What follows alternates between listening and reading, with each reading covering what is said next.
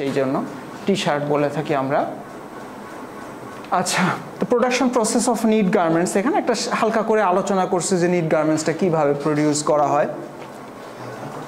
যে প্রথমে আমাদের অর্ডারটা আসে নিটিং ম্যানেজারের কাছে, মার্চেন্ডাইজার অর্ডারটা দেয় যে কী ধরনের, ওই যে আমরা বিভিন্ন ধরনের স্ট্রাকচার পড়ছিলাম না, single jersey, double jersey, interlock, তাই না, পোলো পিকে অথবা ফ্লিস ফেব্রিক হতে পারে। হ্যাঁ, কোন ধরনের অর্ডার আসছে এটা আমাদের ওই যে টেক প্যাক যেটা আমরা বলছিলাম, টেকনিক্যাল প্যাকেজ, সেটা দেখে বোঝা যায় যে কী ধরনের মানে এখানে স্ট্রাকচার চাইছে। জিএসএম উল্লেখ করা থাকে, ঠিক আছে, ফিনিশ জিএসএম, হ্যাঁ, উল্লেখ করা থাকে। তো সেই অনুযায়ী এটা মার্চেন্ডাইজার এটা মেইল করে পাঠায় দেয় হচ্ছে আমাদের নিটিং ম্যানেজারের কাছে। নিটিং একটা ডিপার্টমেন্ট আছে, নিটিং মেশিন, ওই যে গোল গোল নিটিং মেশিন আমরা দেখছিলাম, একটা নিটিং ফ্যাক্টরিতে এরকম মেশিন হয়তো অনেক থাকতে পারে, হ্যাঁ, 40-50টা বা 100টা তারও উপরে থাকতে পারে। হ্যাঁ, সেখানে অর্ডারটা যখন আসে তখন সে রিসিভ করে, এবং যে প্রোডাকশন অফিসার আছে, যে এটা ম্যানেজার আছে, মানে প্রোডাকশনে যারা কাজ করে নিটিংয়ে, তারা তখন এই অর্ডারটা নিয়ে এটা বিবেচনা করে। মানে সবসময় দেখা যায় যে মানে প্রোডাকশন জিএসএম এটা এবং ফিনিশ জিএসএম ভেরি করে, ঠিক আছে। মানে এখন আমি একটা ফেব্রিক তৈরি করলাম, ঠিক আছে, এটার একটা জিএসএম আছে, যে ধরা যাক একটা সিঙ্গেল জার্সি ফেব্রিক আমি তৈরি করলাম 160 জিএসএম, ঠিক আছে। তো এইটা আবার বিভিন্ন ধরনের অপারেশনের মধ্যে দিয়ে যাবে। ওই যে আমরা বলছিলাম যে এটা বায়োপলিশিং করা হয়, হ্যাঁ, এটা ওই যে এনজাইম করা হয়, ফলে হেয়ারিনেসটা রিমুভ করা হয়, এটার ফলে কিছু ওয়েট এটা লস হয়ে যায়, ঠিক আছে। আবার ডাইস কেমিক্যালস এটার সাথে অ্যাড হয়, আমরা রং করি না এটা ফেব্রিকটা, তো কিছু ডাইস কেমিক্যালস এটার সাথে অ্যাড হয়, সব কিছু মিলায় পরে দেখা যায় যে ফিনিশ জিএসএম এর সাথে এটার একটা মানে ডিফারেন্ট, মানে একটা ভেরিয়েশন হয়ে যায়। তো এইটা যারা অভিজ্ঞ এই নিটিং ম্যানেজার যারা আছে, প্রোডাকশন ম্যানেজার যারা আছে, তারা এটা বুঝতে পারে।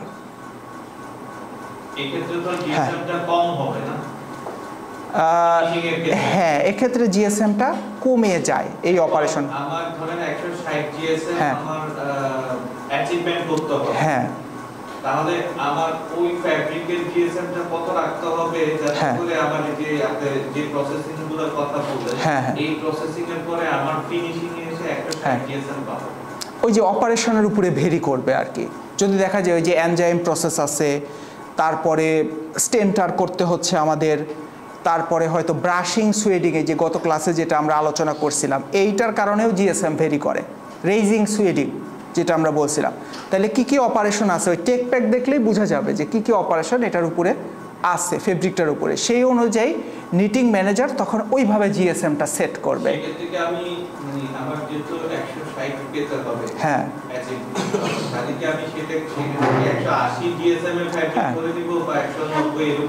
এরকম 170 বা 175 এরকম জিএসএম ধরে নিতে হবে আমাদের, ঠিক আছে, যে কি কি অপারেশন আছে সেটার উপরে ভিত্তি করে এরকম আমাদের। এটা কি আমার ল্যাব ডিপ করার সময় আমার হবে না, আইডিয়া করতে পারবে না?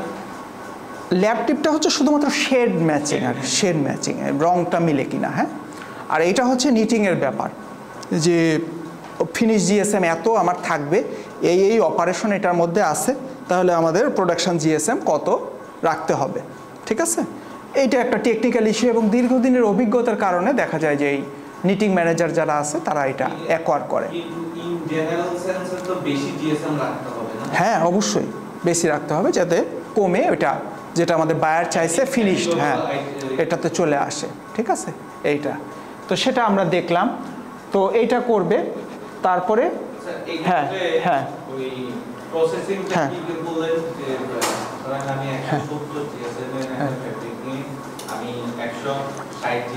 হ্যাঁ, ফিনিশ জিএসএম, হ্যাঁ। প্রসেসিং এই যে আমাদের হবে মূলত বায়োপলিশিংটা একটা ফ্যাক্টর, যদি এনজাইম করতে হয় আর কি আমাদের, ঠিক আছে, হেয়ারিনেস রিমুভ করার কারণে।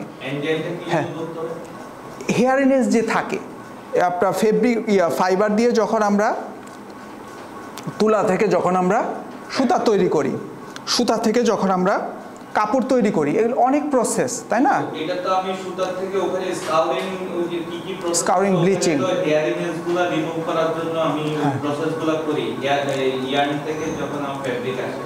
হ্যাঁ, স্কাউরিং কিছু হেয়ারিং থাকে। হ্যাঁ, স্কাউরিং ব্লিচিং যেটা আমরা করি সেটা হচ্ছে এটার ন্যাচারাল কালারটা রিমুভ করি, আর হচ্ছে এটার যে ওয়েল ওয়াক্স ফ্যাটি অ্যাসিড থাকে সেইটা রিমুভ করি। হেয়ারিনেস রিমুভ হয় না স্কাউরিং ব্লিচিংয়ে, ঠিক আছে?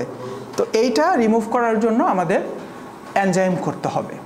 হ্যাঁ, একটা বিশেষ ধরনের কেমিক্যাল দিয়ে অপারেশন করলে তাহলে দেখা যাবে যে এই হেয়ারিনেসগুলা রিমুভ হয়ে যাবে, এবং এই হেয়ারিনেস তখন মানে ফেব্রিকটা চকচকে হয়ে যাবে, শার্পনেস বাড়বে, এটার উজ্জ্বলতাটা বাড়বে, এবং হ্যান্ড ফিলও বাড়বে, হ্যাঁ, এনজাইম করলে। এবং এই যে হেয়ারিনেসগুলো ছোট ছোট ফাইবার, যেগুলো প্রোট্রুডিং ফাইবার বলি আমরা, সেগুলো যে রিমুভ হচ্ছে, এই কারণে দেখা যাবে যে আমাদের অনেকটা ওয়েট লস হয়ে যাবে, ঠিক আছে? এখানে যদি আপনার